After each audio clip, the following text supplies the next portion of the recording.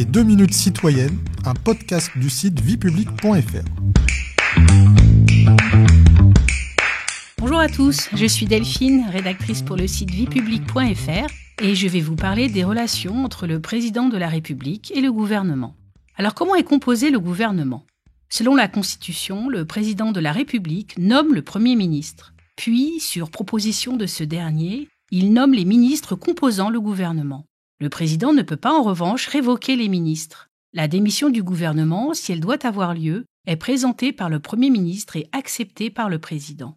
En période de cohabitation, lorsque le chef de l'État et le chef du gouvernement sont issus de 2 camps politiques opposés, le président de la République doit choisir un Premier ministre issu de la majorité parlementaire. Il respecte ainsi le choix exprimé par les électeurs aux élections législatives.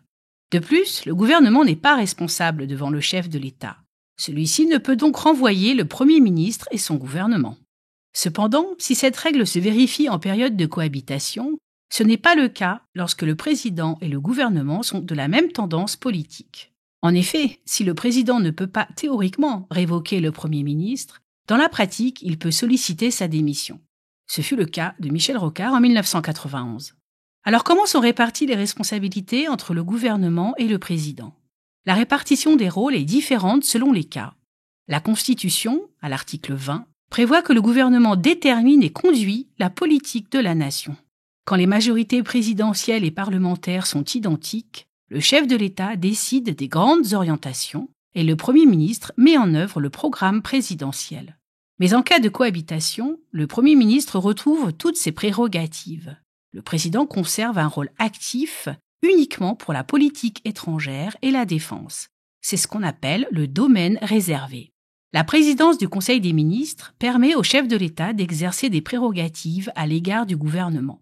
Il doit signer les décrets et ordonnances délibérés en Conseil des ministres. La première cohabitation, en 1986, a montré qu'il pouvait refuser de signer des ordonnances.